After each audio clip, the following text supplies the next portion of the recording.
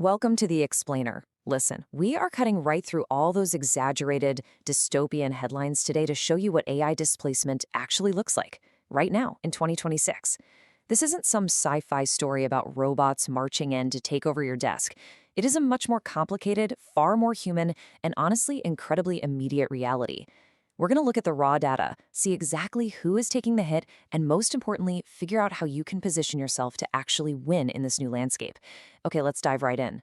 To understand what's actually happening, we really just need to look at the numbers. Goldman Sachs recently dropped a report, and it is a stark reality check for the US economy. Right now, AI substitution is wiping out roughly 25,000 jobs a month. But on the flip side, AI augmentation, creating new roles to manage these systems, that only adds back about 9,000. So that leaves us with a growing gap. We're talking about a net loss of 16,000 jobs every single month. That is a massive shift from turnstiles to payrolls, and we just can't ignore it. Section 1.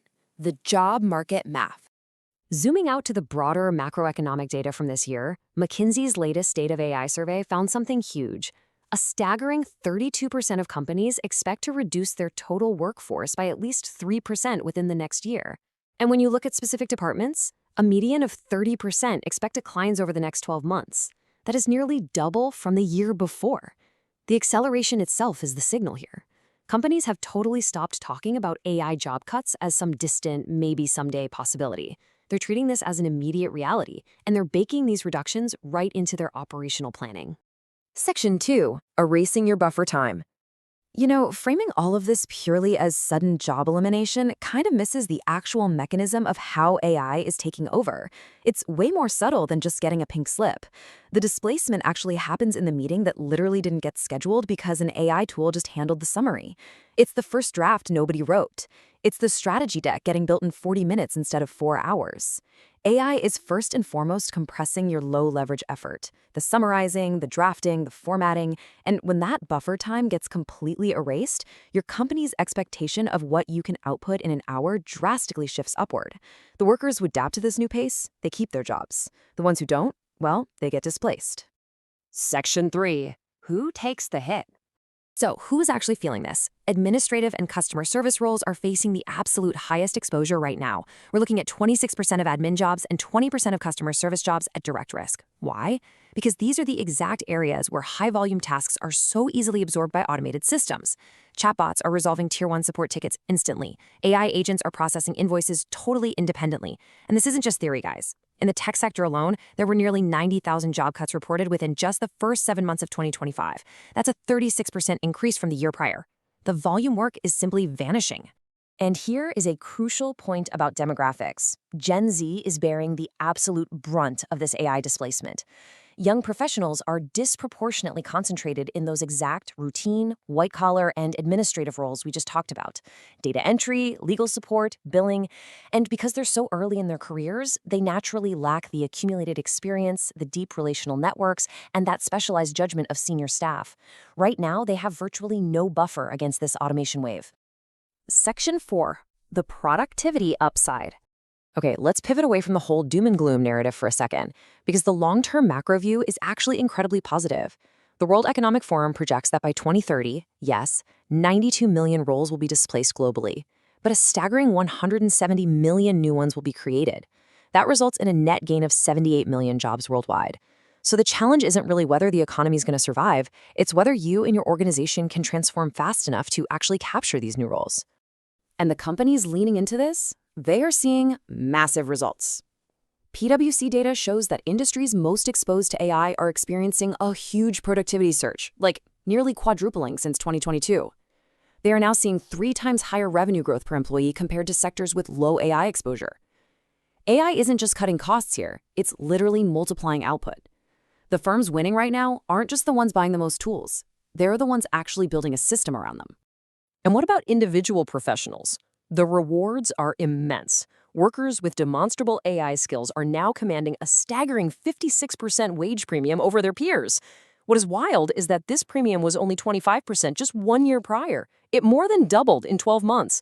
And with 40% of enterprise applications expected to include autonomous AI agents by the end of 2026, that is the market screaming at us about where the value is right now. Section 5. The 5 human advantages. So what's the secret sauce? The answer lies in what the machines simply cannot replicate. The message here is super simple. AI can do your job, but it cannot do you. The professionals who thrive in this next decade are going to rely on what the data shows are the true human differentiators: your judgment, your context, and your relationships. As all those volume tasks get fully absorbed, these uniquely human skills become your ultimate competitive advantage. Let's break this down into a few C's. The first two crucial differentiators are curiosity and courage. It starts with having the drive to seek out the right context, and then having the boldness to apply your human judgment to complex problems. These aren't just, vague personality traits anymore. They are measurable, highly valuable skills that are going to keep you relevant. Think about it. In a world where an AI agent can instantly generate an incredibly accurate answer to almost any problem, simply having the data just isn't enough anymore. You have to understand the specific, nuanced context of your business to ask the questions that actually matter. That kind of deep situational awareness, that is entirely human. Curiosity drives you to dig into that context where AI simply cannot go. Then there's courage, which really comes down to judgment. Look, AI is phenomenal at processing endless probabilities, weighing historical data, and calculating risk profiles. It's great at that. But at the end of the day, an algorithm is never going to put its neck on the line.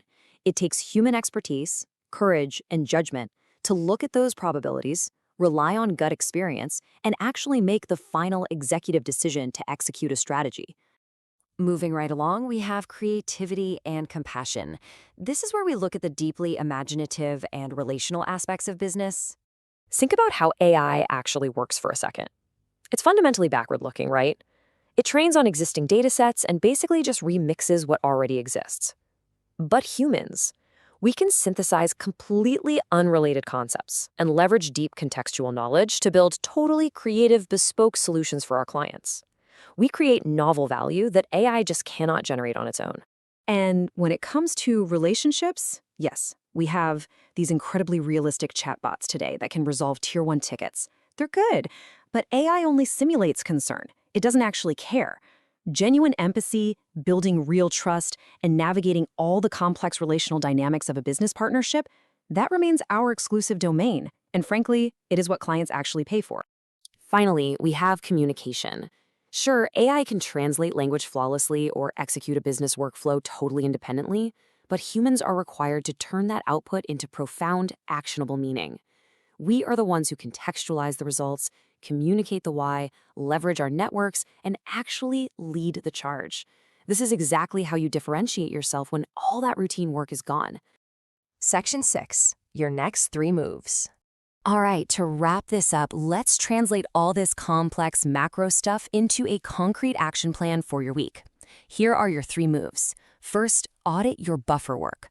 Write down absolutely every task you do that just involves moving information from one format to another.